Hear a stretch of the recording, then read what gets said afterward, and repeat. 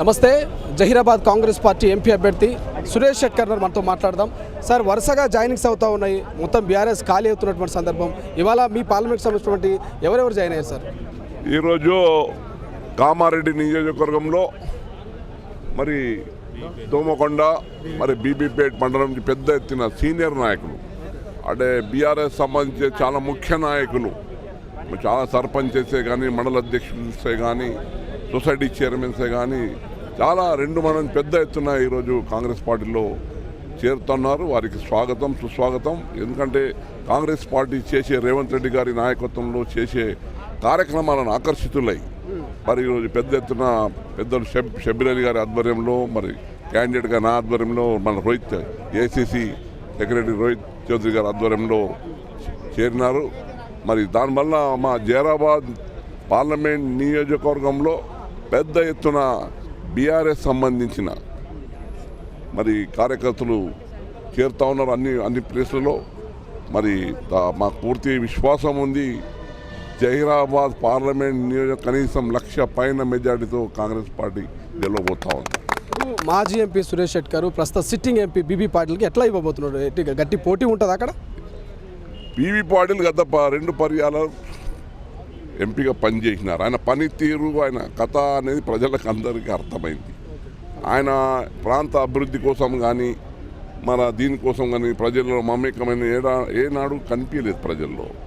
కానీ నేను అదే 5 సంవత్సరాలు పార్లమెంట్ ఎంపీగా ఉన్నప్పుడు మ్యాక్సిమం అప్పుడు ఎన్నో అభివృద్ధి కార్యక్రమాలు తేవడం జరిగింది మా ప్రాంతానికి. తెలంగాణ కోసం కూడా పోరాటం చేసి తెలంగాణ సాధనలో కూడా మా ముఖ్యమైన పాత్ర మేము పోషించడం జరిగింది. మరి ఈరోజు జహీరాబాద్ నియోజక ప్రజలు పూర్తి విశ్వాసం వస్తున్నారు. బీబీ పాటిల్ గారికి కంపేర్ చేస్తే సురేష్ షెట్కర్ చాలా మాకు మంచి సేవలు చేస్తారు, మంచి అభివృద్ధి కార్యక్రమాలు చేస్తారు. నా మీద అభ్యర్థిత్వం మీద, మా పార్టీ మీద పూర్తి విశ్వాసంతో ఉన్నాం. గతంలో కూడా మీకు సంబంధించి మదన్ మోహన్ రావు అక్కడ ఎంపీగా పోటీ చేసినప్పుడు అధికారంలో లేకున్నా చాలా మంచి ఓట్ బ్యాంక్ సంపాదించుకున్నారు. ఇప్పుడు అధికారంలో ఉన్నారు, ఎంపీ అభ్యర్థిగా మీరు నిలబడుతున్నారు. సో నమ్మకం ఉందా? జహీరాబాద్ పార్లమెంటు ప్రజల మీద నమ్మకం ఉన్నదా? తప్పకుండా నాకు 100% నమ్మకం ఉంది. గతంలో కూడా మదన్ మోహన్ రావు గారు 6,000 ఓటుతోనే ఓడిపోవడం జరిగింది. అంటే జహీరాబాద్ ప్రాంతం అప్పుడు కూడా ఆ పరిస్థితిలో కూడా, గడ్డు పరిస్థితుల్లో కూడా కాంగ్రెస్ పార్టీకి అభిమానం ఉన్న ప్రాంతము. మరి ఇప్పుడు అదే మీరు చూస్తూ ఉన్నారు, ఎన్నో మార్పులు వచ్చినాయి, ఎందరో కాంగ్రెస్ వైపు చూస్తూ ఉన్నారు.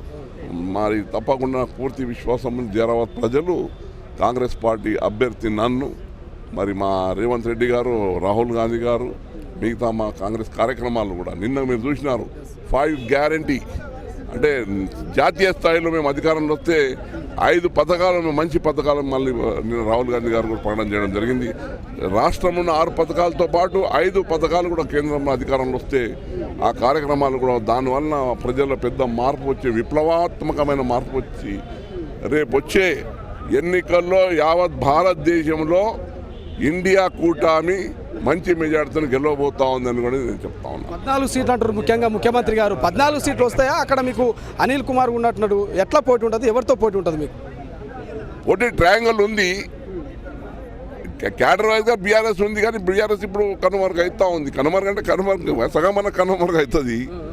అటు మొత్తం కాకుండా కానీ వాళ్ళు కూడా సగమని ఉంటారు. ట్రయాంగిల్ కంటెస్ట్ ట్రయాంగిల్ ఉంటుంది, కానీ అప్పర్ హ్యాండ్ కాంగ్రెస్కి ఉంటుంది. ప్రధానంగా ఈటల రాజేందర్ అంటున్నారు, కాంగ్రెస్ పార్టీ నాయకులు బెదిరింపులకు పాల్పాటు చేసి పార్టీలో చేర్చుకుంటున్నారు, బెదిరించి పార్టీలో చేర్చుకుంటున్నారు అంటున్నారు. నిజంగా బెదిరిస్తుందా కాంగ్రెస్ పార్టీ? కాంగ్రెస్ పార్టీ బెదిరింపు రాజకీయాలు కాంగ్రెస్ చేస్తుందండి. ఎప్పుడు కాంగ్రెస్లో అటువంటి ప్రజాస్వామ్యం ఉన్న పార్టీ దేశంలో ఉందంటే అది కాంగ్రెస్ పార్టీ. మొత్తం స్వేచ్ఛాయుత వాతావరణం ఉంటుంది.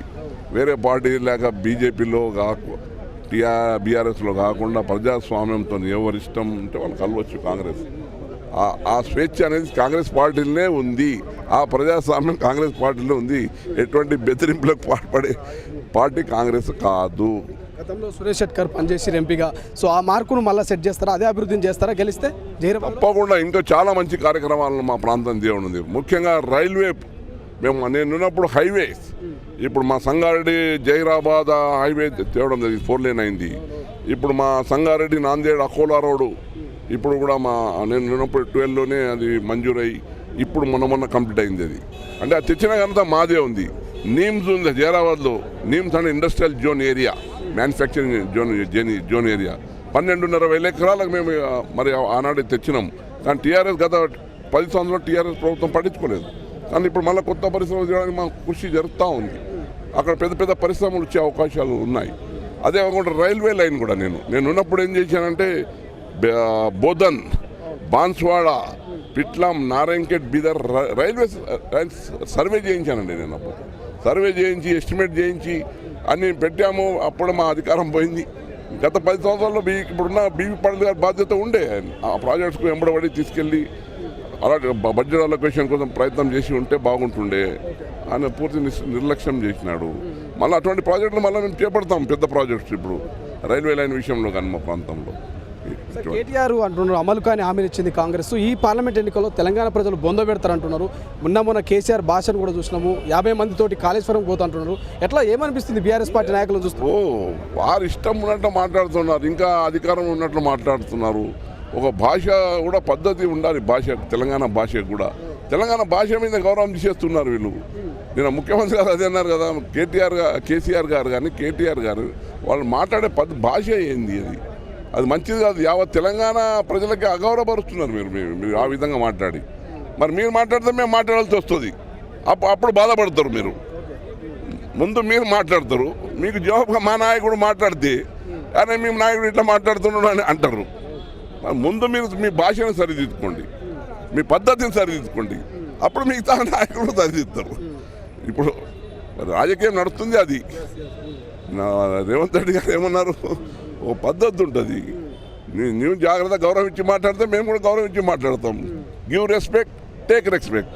మరి ఆ సూత్రం వాళ్ళు పాటించాలని కోరుతున్నాను. సార్, ఫైనల్గా నిన్న సభ గురించి కూడా కేటీఆర్ కామెంట్ చేస్తున్నారు. ఎక్కడ కూడా రైతుల గురించి మాట్లాడలేదు. ఇక ఐపీఎల్ మ్యాచ్ మీద పెట్టిన దృష్టి రైతుల మీద పెట్టట్లేదు రాష్ట్ర ప్రభుత్వం. మేము 5 మేనిఫెస్టోలో మీరు చూసినారు. ఎంఎస్పి, ప్రతి పంటకు ఎంఎస్పి గ్యారంటీ మేము ధర ఇవ్వబోతున్నాం కేంద్ర ప్రభుత్వంలో. మరి స్వామినాథన్ ఏదైతే రికమెండేషన్స్ ఉన్నాయో, స్వామినాథన్ సైంటిస్ట్గా ఆ రికమెండేషన్స్ అన్నీ మేము వ్యవసాయదారులకు అమలు చేయబోతున్నాము. అంటే మీరు చూడండి, ఎంఎస్సి అంటే guarantee, minimum support price per every పంటకు మరి అది ఫిక్స్ చేసే కార్యక్రమం మేము చేస్తున్నాం. ఇప్పుడు మోదీ ప్రభుత్వం దానికి గ్యారంటీ ఇస్తలేదు. కానీ రేపు మా ప్రభుత్వం కేంద్రంలో రాగానే ఎంఎస్పీ రేట్ ఇస్తాం మంచిగా ప్రతి పంటకు. దాంతోపాటు స్వామినాథన్ రికమెండేషన్స్ ఏదైతే ఉన్నాయో ఆ రికమెండేషన్ అన్ని మేము అమలు చేస్తామని చెప్తున్నాం. Thank you so much. ఇది మొత్తం మీద జహీరాబాద్ ఎంపీ అభ్యర్థి సురేష్ షెట్కర్ సార్ అయితే ఒక క్లారిటీ ఇచ్చారు. ట్రయాంగిల్ ఫైట్ నడుస్తుంది అక్కడ. సో ఏది నడిచినా కూడా ఖచ్చితంగా మెజారిటీ ఆఫ్ ఓట్ బ్యాంక్తో గెలుస్తాను, గతంలోగా అభివృద్ధి చేస్తానంటూ కూడా చెప్తున్నటువంటి పరిస్థితి. కెమెరా పర్సన్ అజయ్తో శ్రీశైలం, తొలి వెలుగు, హైదరాబాద్.